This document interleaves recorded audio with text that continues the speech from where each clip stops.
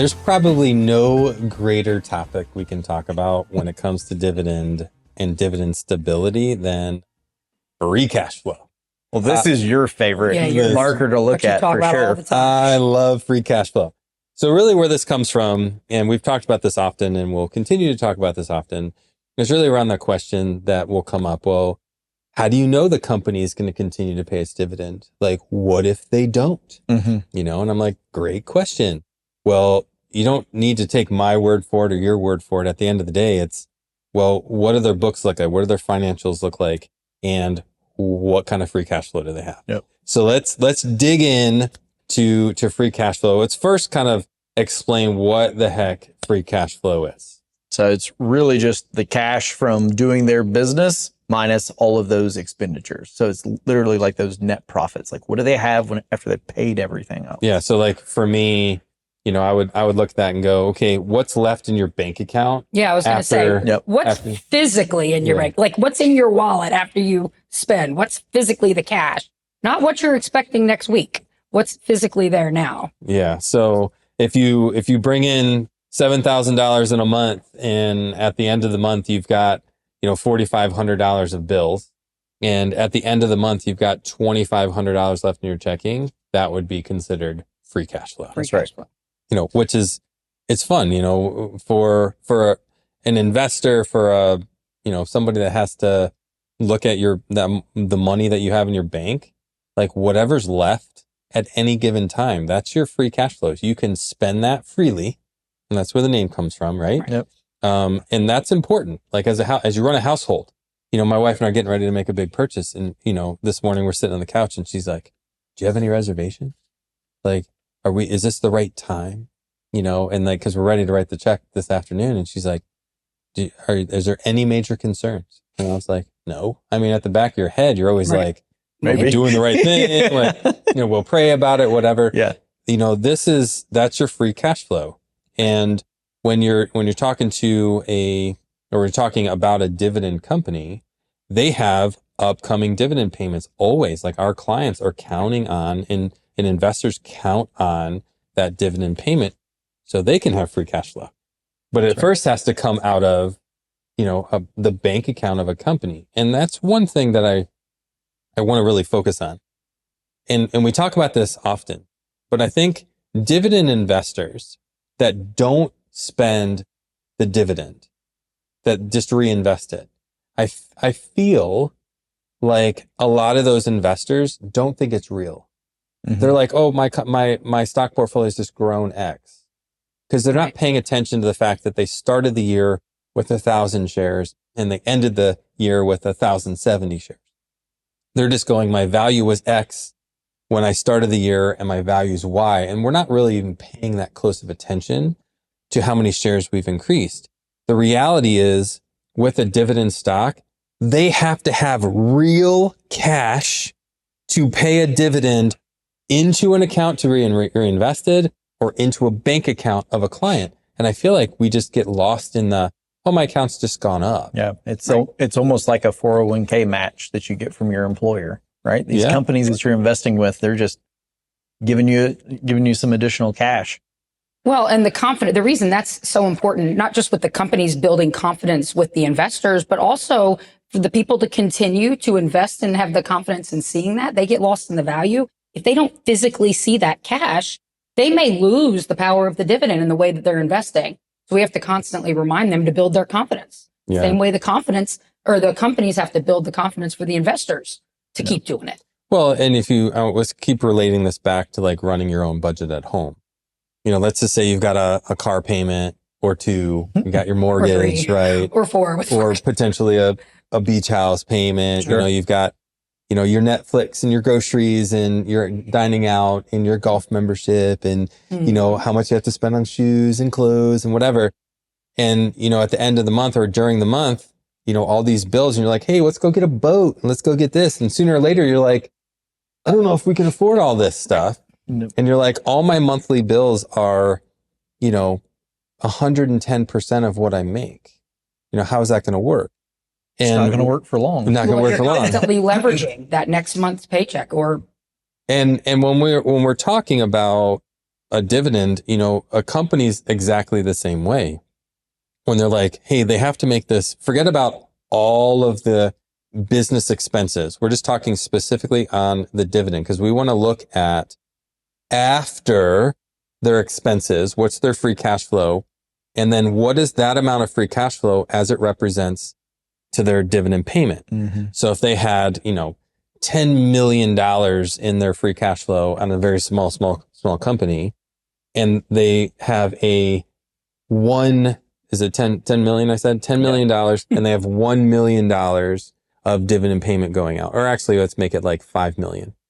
So that's 50% of their free cash flow, which is great because you want it less than 75% in an ideal world. There's always reasons why it can be higher. This is what's called your payout ratio.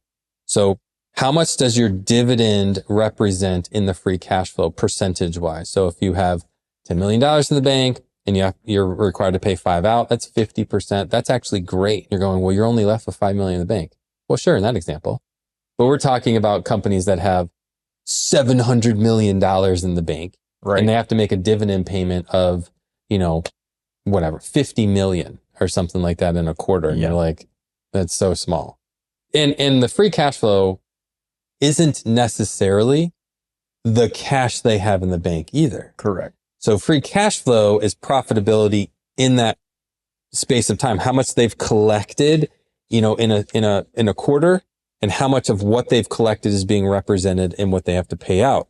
They might have also additional retained earnings, cash in the bank of another whopping billion, 7 billion, I mean, the amount of money that's in the cash in our portfolio currently, it's like $750 billion sitting in cash reserves, like cash equivalents. That's not free cash flow. That's just like money in the bank. Yep. Then they have, that would include some of the free cash flow. Sure. And then they have like cash equivalents on the side, which is like a couple trillion. Yeah. Other assets that they could always access if they needed to. And it was just like obnoxious. Yeah. How much. Super silly. So the reality is we're just talking about free cash flow that comes in a quarter and that to pay out the quarter. And that doesn't even consider all the additional cash that they have on the side. And this is why this is such a big deal for dividend investors to understand like how this stuff works. Like that you want to be able to pay for your current expenses out of your current income. You don't want to have to say, okay, well, I can pay 100% of my current income and I need to dip into 5% of my savings every month or every quarter to make it work. Yep. Is that scary?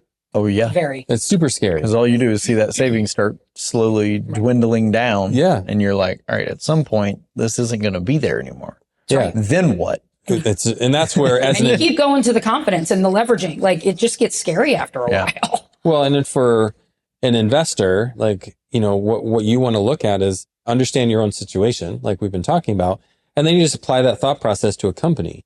Like, are they able to fully pay for everything, dividends, all their expenses out of their free cash flow on a quarterly basis or monthly basis? And if they say yes, then be like, great.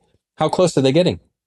Are they within 10% of their cash, 50% of their cash? Like how much margin do they have? Because we want margin. Right. I mean, my monthly income at the end of the day, I want way plenty of money in there. Yep. I don't ever want to get close.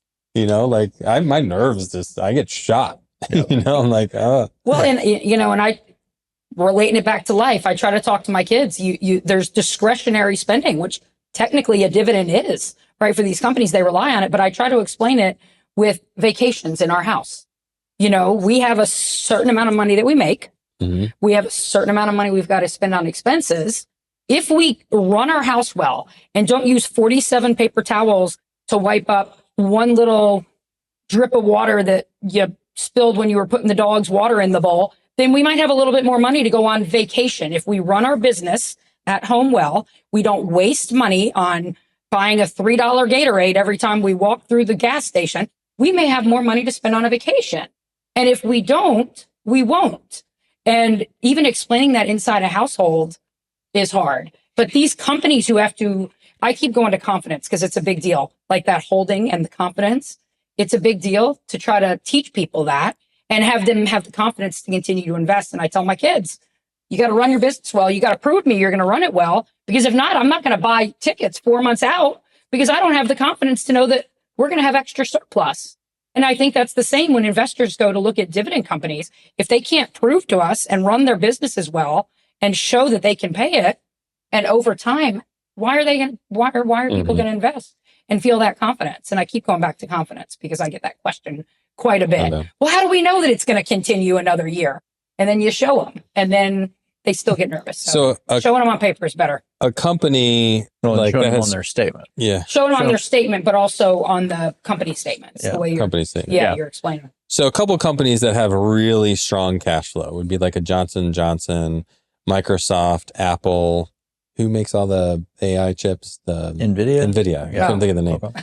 And NVIDIA pays like a pittance. What's funny is it used to be a decent dividend if you go back like 6-7 years ago, but they've just had this meteoric rise thanks to their AI chips and how strong they've been. Yeah. The stock's just gotten so now their dividend is like nothing. It's like a percentage of a percent, right? And you look at their cash flow, their free cash flow, like their dividend represents such a small speck of their actual cash flow. And it's not because their actual cash flow has just exploded. Their stock price has exploded. Sure. Right. Their cash flow has increased, but they have capacity. You know, good company, don't get me wrong. Everybody's on their back. You know, I can't imagine how dangerous it would be to be in NVIDIA right now because everybody wants to create their own technology that'll be better. And so they have a time frame of how long they're going to be on top. And because you have the likes of companies that are like push to maintain or stay ahead, right? Yeah. But looking at their free cash flow, super strong. Yep. And looking at what they're required to pay in dividends, super low. So you look at that company, you're like, oh man, they're sitting great. They could pay their dividend for eons. Yeah, absolutely. There's no question. And I don't think they're in any danger of not paying because it's like a drop in the bucket. Right. You know, and you look at other companies out there that it's not a drop in the bucket. And the closer you get to a high payout ratio where it's like 100%, sometimes going over 100% short term is not a big deal, which we say often. You have to know why. Yep. So like sometimes there's a reason to go get a Gatorade. Sometimes. Okay. Maybe not every time, but sometimes there is. You're right. Yeah. You're right. You know, but sometimes there's reasons for companies to do certain things that skew the numbers or make them look really scary. But in my opinion, and how you're going to evaluate free cash flow for a company is you just want to look at trends. Right. Is my son or my daughter always getting that Gatorade? Right. Exactly. Or are they just getting it every now and then when it was super hot? It was 95, Mom. I went through all my water and I'm so thirsty. And I just finished practice or whatever. And I needed that extra electrolyte or whatever. And the same could be true on a company. Business practices, the way they do business. Yeah. We just had a great opportunity to acquire some competition or another company that'll help boost things. So you look back over a 3 to 5 year period and you go find, because free cash flow is hard to find. You know, most companies that like on a Yahoo Financial or Seeking Alpha, like you're not going to find a free cash flow. They don't do it in bold for you. Well, it's like with people's personal budgets, emergency cash flow or emergency funds aren't easy to find because people want to go buy the boat. They want to buy, right? Well, actually, that's a good point. So if you're thinking about your own free cash flow, you have to figure that out. Right. Because there's no software that I've seen that's like, hey, at the end of the month, you're trending. You typically have this left over. Yeah. Right. That would be nice. But that's kind of what we're looking for here. You have to understand all their expenses and all the cash that are coming in. You do a little computation. You're like, okay, here's their trending free cash flow for the past 6 months or for the past 5 years. And then that's where you can say, hey, they're trending really good or they're trending really bad. And as a result of that, you're like, okay, I need to be increased awareness. And there's a timeline where I think we need to move on from this stock or, hey, I've got no issues. And then it becomes, are there better companies that have better free cash flow and lower payout ratio with more excitement because of where the stock price is? It's not like, hey, we found a good one. Yeah. There's always something better. Right. That's it. There's always something worse, you know? So it's like, you have to understand that once you find something, you just keep tracking it. And then you always have to look for something better. Right. The job's never over, right? Like you don't just settle your budget once and then be like, oh, I balanced it. Is there anything concerning when you look at free cash flow? Like things that you want to avoid, or is there anything that you would look at it at a stock and go, hey, that's not a good sign, even though they have positive free cash flow. The high yield thing is what people always chase. Like when we're talking dividends, it's like, oh, we should go get that because and it's back to, you got to know why stuff. But high yields tend to be, that high dividend yield tends to be what people want to go and grab real quick. We talk about that often. Oh, I know. But yeah. So I would want to look at their free cash flow, say, hey, the last quarter of their free cash flow, because a lot of times the information you get is old. It's not to the minute. So you're looking at it, you're like, hey, their free cash flow for the last 6 months is great. And then all of a sudden their stock yield, their stock got crushed, their yield went straight up, and you're like, hey, their yield is awesome, and their free cash flow looks good. Well, the numbers haven't caught up yet. And you're like, what's their current payout ratio based on, hey, everything's been tracking, but there's been a big dip, for whatever reason. And now you have to wait almost 3 months or 6 months to see how everything's going to look. And you're like, oh, that's not the picture that I thought it was. And I think following that, the not set it and forget it, you've got to continue to watch and monitor. And I think some of the slippery slopes are the ones that continue on this like really slow negative trend where that cash flow over time, over a year or two, is just shrinking. And you're like, wait a second, this doesn't why does this keep, it's like you keep digging into that savings account. Yep. You keep digging into the savings account a little bit. And then you've got to really start doing some research on, all right, what are they saying? What's happening here? When you're thinking about your own budget and the anxiety you feel about your own budget at times in seasons, that's the same anxiety you should feel when you're researching a stock. When you're like, hey, this looks really good. No reason, hey, they got tons of extra cash, lots of emergency reserve, their Gatorades in check, so to speak. No. But then on the flip side, you're like, oh my gosh, I don't like what I'm seeing here. Things are getting out of whack. I don't understand. If you don't understand certain things, that's a major red flag. Yeah. So closing thoughts on this? This is good. I love this stuff. I think just continuing to pick the right companies, but assess, continue to evaluate, make sure that you're keeping your eye on it, because just because it's great that one quarter or the first time you look at it doesn't mean that it's always going to be that way. Don't ignore what you know when you go to make an investment. And to your point, don't get too comfortable, because sometimes things happen and you don't want to kind of lose sight of the long term. My last thing is free cash flow is literally the heartbeat of dividend sustainability. And it's important that you understand it. It's important that you can learn what the free cash flow is for a company and then pay attention to it. So hope you learned a ton in this. And we don't say this enough, but we love it if you'd subscribe to the show. We need to start saying that on the front. And I literally made a note right there in bold. And I didn't say it until now. Subscribe it, share it. Yes, please. Thanks for watching. Yeah.